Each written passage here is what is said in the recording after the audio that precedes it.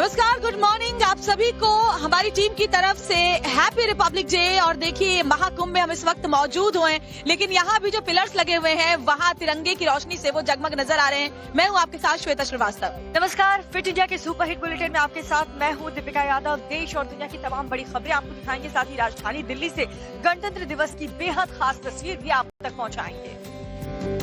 और इस प्रयागराज महाकुंभ से हर दिन बेहद खूबसूरत, दिव्य और भव्य तस्वीरें सामने आ रही हैं। और दरअसल यहाँ पर ड्रोन शो का आयोजन किया गया जो वाकई में बहुत शानदार था। और रात में जगमग जगमग करते रंग बिरंगे लेजर शो के जरिए रात के अंधेरे में जब आसमान में ये जो आकृतियां हैं वो नजर आई, तो उत्तर प्रदेश की संस्कृति और महाकुंभ की झलक भी नजर आई।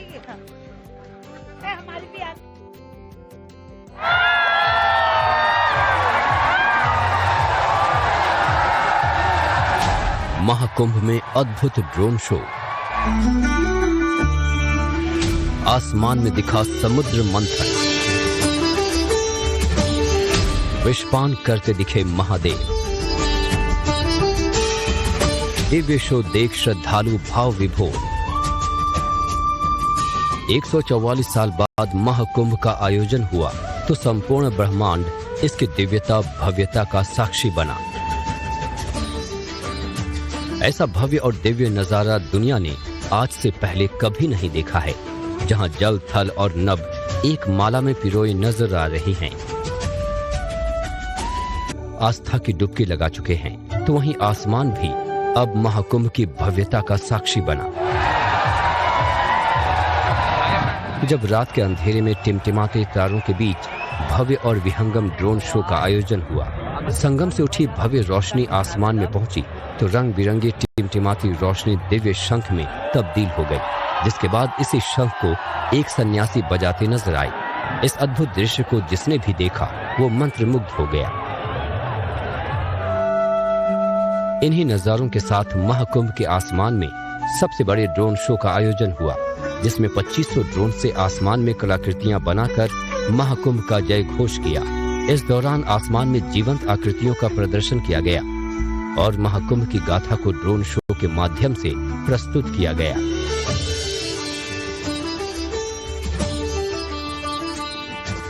ड्रोन शो में आसमान में श्रद्धालुओं ने देवताओं को अमृत कलश पीते हुए देखा। साथ ही समुद्र मंथन से निकलने वाली 14 रत्नों को भी भव्य तरीके से दिखाया गया।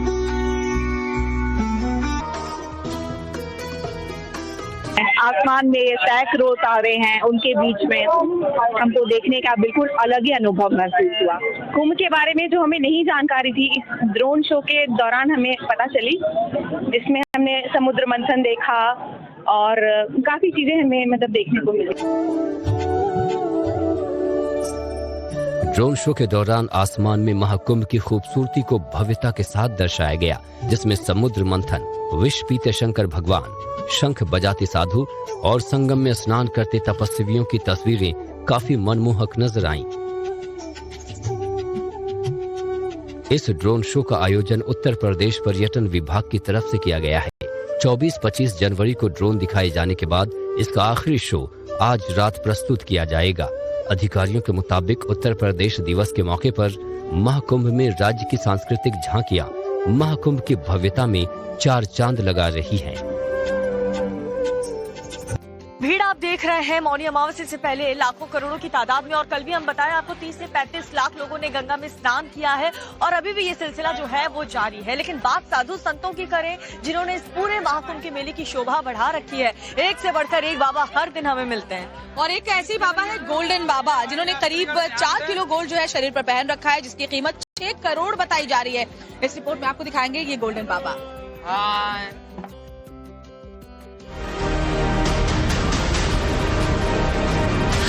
प्रयागराज में लगे महाकुंभ में सनातन की शक्ति के एक से बढ़कर एक वीडियो सामने आ रहे हैं और बाबा का वीडियो महाकुंभ से सामने आया है, जो गोल्डन बाबा के नाम से जाने जाते हैं। तस्वीरों में आप देख सकते हैं कि इनके शरीर पर हर जगह गोल्ड यानी कि सोना नजर आ रहा है, जिसे ये अपने गले में हार के रूप में धारण किए हुए हैं। हाथों में सोने का कड़ा पहने हुए हैं। इसी को लेकर अब इस महाकुंभ में गोल्डन बाबा भी बहुत चर्चा में है। बताया जा रहा है कि गोल्डन बाबा निरंजनी अखाड़े से जुड़े हुए हैं। गोल्डन बाबा ने हाथ में 1, 2, 3 नहीं बल्कि 5 कड़े भी धारण किए हुए हैं। उनके हाथों में जो रुद्राक्ष नजर आ रहा है वो भी गोल्ड के सांचे में नजर आ रहा है। और तो और इन्होंने जो चश्मा पहना है उस पर भी सोने का पानी चढ़ा है। गले में सोने की बड़ी बड़ी माला है। गोल्डन बाबा के अलावा ये बाबा एनवायरनमेंट बाबा के नाम से भी प्रसिद्ध हैं, जिनका नाम अवधूत बाबा अरुण गिरी महाराज है। दावा किया जा रहा है कि गोल्डन बाबा ने अपने शरीर पर जो सोना धारण किया है उसका वजन करीब 4 किलो है, जिसकी कीमत लगभग 6 करोड़ बताई जा रही है।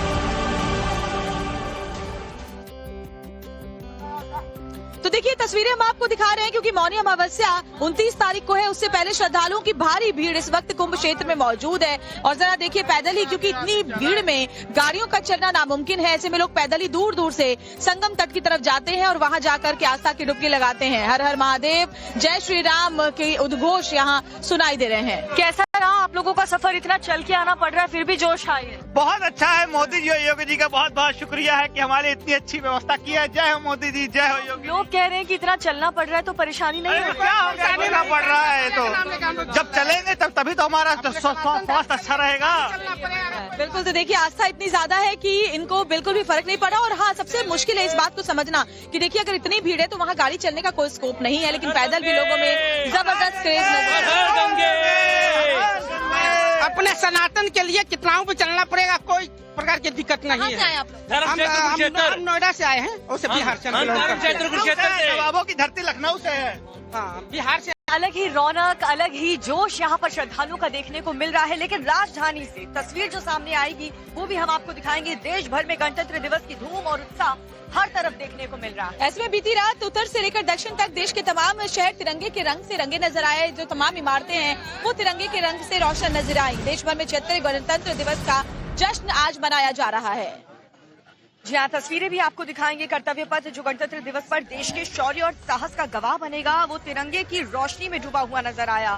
राष्ट्रपति भवन, दोनों संसद भवन, इंडिया गेट को सजाया गया, तो वहीं कुतुब मीनार पर गणतंत्र दिवस के साथ चुनावी रंग भी चढ़ा हुआ नजर आया।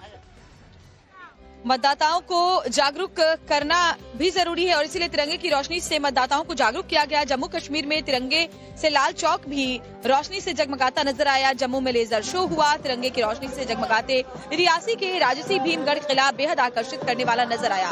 देश के तमाम शहर डोडा, लखनऊ, भोपाल, जयपुर, सोमनाथ, अटारी बॉर्डर, मुंबई, चेन्नई, गुवाहाटी और पुरी तिरंगे की रोशनी से जगमगाता नजर आया।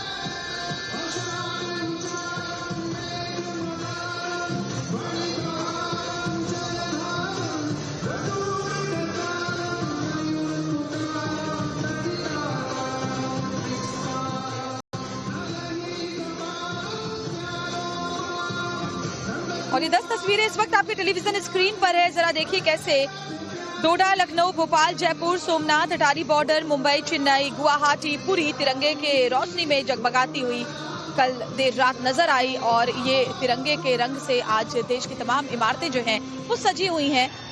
कहीं लेजर शो का आयोजन किया गया तो कहीं तिरंगे की रोशनी से मतदाताओं को जागरूक करने की कोशिश की गई। इंडिया गेट, कुतुब मीनार, दोनों संसद भवन, राष्ट्रपति भवन, अगर दिल्ली की बात करें तो हर तरफ तिरंगे की रोशनी है। 76वें गणतंत्र दिवस का जश्न हर तरफ देखने को मिल रहा है। देश के कोने कोने तक, उत्तर से दक्षिण तक तिरंगे में रंगे हुए शहर नजर आ रहे हैं। संसद भवन, राष्ट्रपति भवन तिरंगे की रोशनी से सजाए हुए हैं। व्यासी का राजसी गढ़ भी तिरंगे से जगमगाया। और अब खबर देश के शूरवीरों के सम्मान की करते हैं। 2 कीर्ति चक्र समेत वीरता पुरस्कारों का ऐलान किया गया। राष्ट्रपति मुर्मू ने 14 शौर्य पुरस्कारों को भी मंजूरी दी है।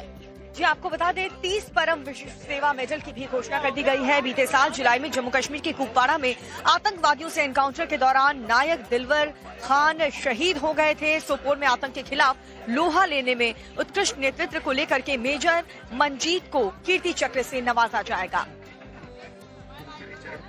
राष्ट्रपति ने 14 शौर्य चक्र के साथ 93 वीरता पुरस्कारों की घोषणा की है, जिसमें 30 परम विशिष्ट सेवा, 5 उत्तम युद्ध सेवा, 57 अति विशिष्ट सेवा और 10 युद्ध सेवा मेडल शामिल हैं।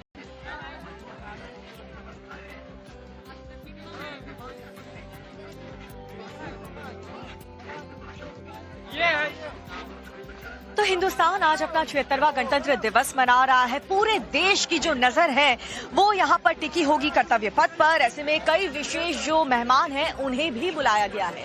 जम्मू कश्मीर की बेटी इस्लामिक कैलीग्राफर फिरदौसा बशीर को आज का यह ऐतिहासिक पल अपनी आंखों से देखने का मौका मिलेगा। फिरदौसा की तारीफ खुद प्रधानमंत्री मोदी भी कर चुके हैं।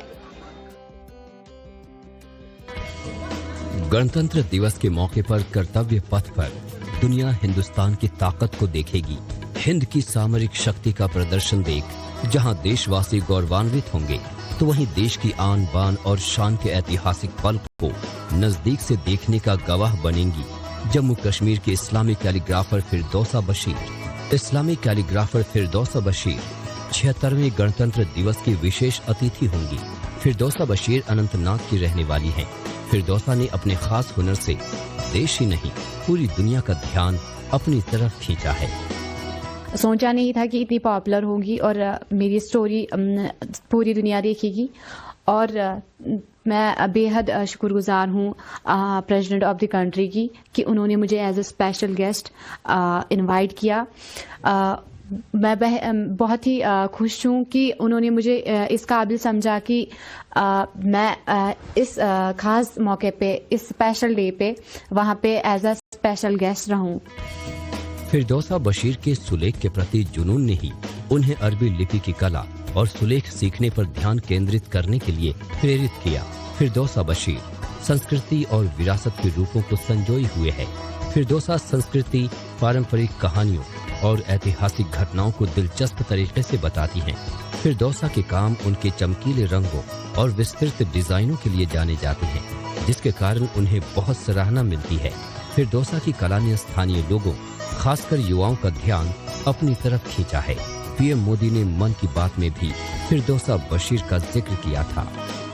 बहुत सारी प्रॉब्लम्स आई, बहुत सारे उतार चढ़ाव आए, पर कैलीग्राफी नहीं छोड़ी मैंने। हालांकि मैं इनिशियल स्टेज पे ही थी, तो फिर भी मतलब सर ने मेरी तारीफ की, मेरी काम की तारीफ की, मन की बात में मतलब मेरे काम का जिक्र किया, मुझे मोटिवेशन दी, मुझे हौसला अफजाई दी। ये बहुत ही अच्छी बात है और मैं बहुत ही खुश हूँ और मेरे लिए बहुत ही बड़ी अचीवमेंट। फिरदौसा का इस्लामिक कैलीग्राफर बनने का सफर चुनौतियों से भरा रहा है। उनके परिवार ने सुलेख को करियर के रूप में अपनाने के उनके फैसले का पूरी तरह से समर्थन नहीं किया था, लेकिन धीरे धीरे जब फिरदौसा की पहचान बनने लगी और खासकर जब पीएम मोदी ने मन की बात में उनका जिक्र किया, तो उनके परिवार ने समर्थन करना शुरू कर दिया। इतनी छोटी गांव की छोटी सी लड़की मतलब इतना बड़ा नाम रोशन करेगी, बहुत ही बड़ी अचीवमेंट है मेरे लिए। बहुत ही खुश हूँ। आपके पिताश्री क्या करते हैं? जी मेरे जो पापा है वो एक लेबर है, और हालांकि आज वो बीमार ज्यादा रहते हैं तो काम नहीं कर सकते, तो आज वो घर पे ही होते हैं। तो किस तरीके का योगदान रहा? पहले तो सपोर्ट नहीं था, चाहे वो मतलब घर के कोई भी फैमिली मेंबर्स क्यों ना हो, बाहर के लोग या घर के, किसी ने भी सपोर्ट नहीं किया। और फिर जब थोड़ा टाइम हुआ, टाइम के साथ मैं कैलीग्राफी करती गई, तो उन्होंने भी सपोर्ट किया। गणतंत्र दिवस पर विशेष अतिथि का दर्जा पाने के बाद फिरदौसा बशीर की खुशी का ठिकाना नहीं है। उन्होंने इस विशेष सम्मान के लिए पीएम मोदी और राष्ट्रपति द्रौपदी मुर्मू का तहे दिल से शुक्रिया अदा किया।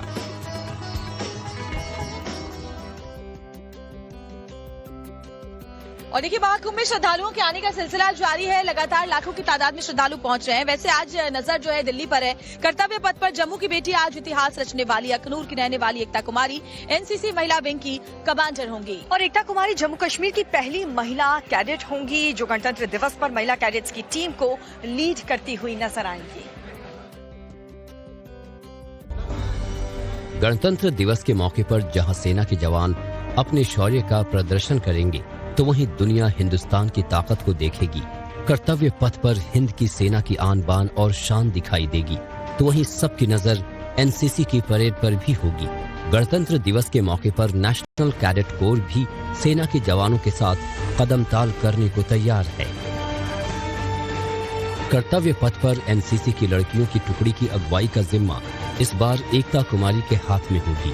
एकता का नाम इतिहास के पन्नों में हमेशा के लिए दर्ज हो जाएगा। क्योंकि वो लड़कियों के एनसीसी टुकड़ी का नेतृत्व करने वाली जम्मू कश्मीर की पहली कैडेट बन जाएंगी। गणतंत्र दिवस के मौके पर एकता कुमारी की टीम को परेड करते देखना वाकई दिलचस्प होगा। एकता कुमारी एनसीसी की जम्मू कश्मीर नौसेना इकाई श्रीनगर की लीडिंग कैडेट हैं। वो अभी जम्मू के गांधीनगर में गवर्नमेंट कॉलेज फॉर विमेन में बीएससी की पढ़ाई कर रही हैं। एकता ने अखनूर के आर्मी पब्लिक स्कूल से शुरुआती पढ़ाई की और फिर सशस्त्र बलों में शामिल होने के अपने जुनून के चलते कॉलेज के दिनों में एनसीसी में शामिल हो गई। वो हमेशा से ही अपने पिता की तरह सेना में जाने का सपना देखती थी और उनके अनुशासन और राष्ट्र के प्रति सेवा से प्रेरित थी। उनके पिता 12 जम्मू कश्मीर लाइट इन्फेंट्री से रिटायर्ड सैनिक थे। एकता की पढ़ाई की शुरुआत आर्मी पब्लिक स्कूल अखनूर से हुई थी और अब भी जारी है। वो सेना में जाने के अपने सपने को पूरा करने के लक्ष्य के साथ एनसीसी में शामिल हुई थी। लड़कियों की एनसीसी टुकड़ी का नेतृत्व करने वाली एकता कुमारी जम्मू कश्मीर के अखनूर की रहने वाली हैं। एकता जैसे ही एनसीसी महिला टीम का नेतृत्व करेंगी तो वो इतिहास बना देंगी, क्योंकि वो जम्मू कश्मीर की पहली महिला बन जाएंगी। एकता कहती हैं कि कर्तव्य पथ पर अखिल भारतीय बालिका टुकड़ी की परेड कमांडर बनना मेरे जीवन का सबसे बड़ा और गौरवपूर्ण क्षण है।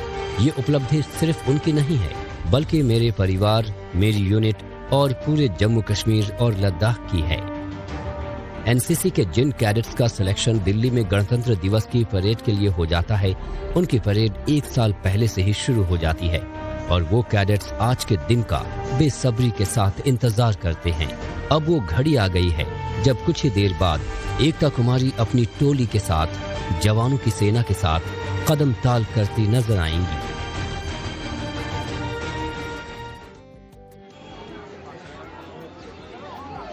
और चलिए अब खबरों में आगे बढ़ते हुए आपको बताते हैं अगली खबर। देश आज 76वां गणतंत्र दिवस मना रहा है और इस मौके पर राष्ट्रपति द्रौपदी मुर्मू कर्तव्य पथ पर तीसरी बार तिरंगा फहराएंगी। और खास बात यह कि 76वें गणतंत्र दिवस के मौके पर भारत और इंडोनेशिया के राजनयिक संबंधों के भी 75 साल पूरे हो रहे हैं। वहाँ के राष्ट्रपति सुबियांतो भारत में ही मौजूद हैं और आज गणतंत्र दिवस परेड के मौके पर बतौर मुख्य अतिथि वो शामिल होंगे।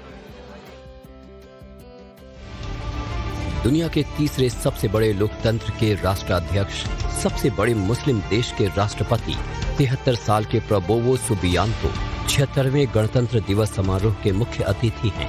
इस बार गणतंत्र दिवस की थीम स्वर्णिम भारत विरासत और विकास है, जो भारत की समृद्ध सांस्कृतिक विरासत और इसकी प्रगति की निरंतर यात्रा को दर्शाता है। जबकि भारत के गणतंत्र दिवस समारोह में इंडोनेशिया के बीच राजनयिक संबंधों की 75वीं वर्षगांठ की झलक दिखेगी। प्रबोवो सुबियांतो गणतंत्र दिवस में मुख्य अतिथि के तौर पर हिस्सा लेने वाले इंडोनेशिया के चौथे राष्ट्रपति हैं। भारत इंडोनेशिया के बीच प्रगाढ़ रिश्तों की बात करें तो इंडोनेशिया के पहले राष्ट्रपति सुकर्णो को साल 1950 में भारत के पहले गणतंत्र दिवस समारोह में बतौर मुख्य अतिथि बनने का सम्मान हासिल है। मुख्य अतिथि के रूप में गणतंत्र दिवस समारोह में शामिल हो रहे राष्ट्रपति सुबियांतो ने भारत का आभार जताया है। I'm very proud to be here, and I want to tell you, I'm not a professional politician. I'm not a good diplomat. I say what is in my heart. I come here a few days, but I learned a lot.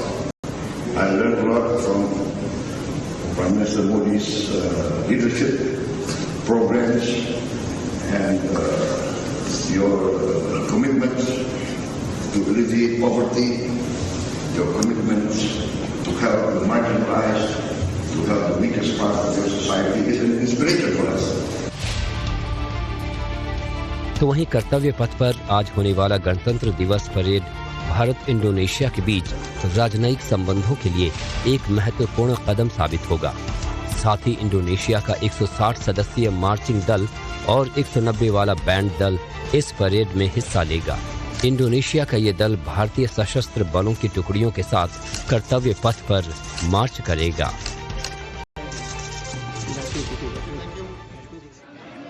आज कर्तव्य पथ पर दुनिया हिंदुस्तान की ताकत देखेगी, सबकी नजर लेकिन उस पल का बेसब्री से इंतजार कर रही है जब हिंदुस्तान की सेना के साथ पहली बार रोबोट डॉग नजर आने वाले हैं। और ये जो रोबोट डॉग्स हैं वो काफी ज्यादा खतरनाक है दुश्मन देशों के लिए। कर्तव्य पथ पर दुनिया पहली बार ये अद्भुत तस्वीर देखेगी। आपको भी दिखाते हैं इस रिपोर्ट में। इस बार का गणतंत्र दिवस बहुत खास है। कर्तव्य पथ पर भारतीय सेना अपनी शक्ति का प्रदर्शन करती नजर आएगी। परेड में हिंद के जवानों का शौर्य और पराक्रम दिखाई देगा, लेकिन इस बार भारतीय सेना इसे और भी खास बनाने की तैयारी में है। भारतीय सेना इस बार अपने शौर्य के साथ साथ एक नई तकनीक को भी दुनिया के सामने रखेगी, जो दुश्मनों के दिलों में दहशत भर देगी। जी हाँ, हम बात कर रहे हैं भारतीय सेना के साथ ही खास रोबोट डॉग की, जो पहली बार गणतंत्र दिवस परेड में शामिल होगा। ये रोबोट डॉग पूरी तरह से भारत में ही तैयार किया गया है। इसे रिमोट से कंट्रोल किया जा सकता है और इसमें ऐसी तकनीक डाली गई है कि जरूरत पड़ने पर वो खुद भी फैसले ले सकता है। ये रोबोट डॉगी बॉर्डर पर निगरानी से लेकर तेज दौड़ने तक सब कुछ कर सकता है। इसका मुख्य उद्देश्य सेना के जवानों को खतरों से बचाना है, ताकि वो ज्यादा सुरक्षित रह सकें। भारतीय सेना इस रोबोट डॉग का इस्तेमाल बमों को निष्क्रिय करने और खुफिया जानकारी इकट्ठा करने में कर रही है। इसके अलावा सेना के जवान इन रोबोट्स को ऑपरेट करने की ट्रेनिंग भी ले रहे हैं। इसे मल्टी यूटिलिटी लेड इक्विपमेंट यानी MUL कहा जाता है और इसकी क्षमता बेहद खास है। इस रोबोट डॉग को बहुत ही कठोर तापमान में इस्तेमाल किया जा सकता है। इस रोबोट डॉग को -40 डिग्री से लेकर 55 डिग्री सेल्सियस तक चलाया जा सकता है। एक बार चार्ज करने के बाद ये 20 घंटे तक काम कर सकता है। इसका इस्तेमाल किसी भी मौसम में किया जा सकता है और सबसे खास बात यह कि ये 12 किलोग्राम तक का वजन भी अपनी पीठ पर ले जा सकता है।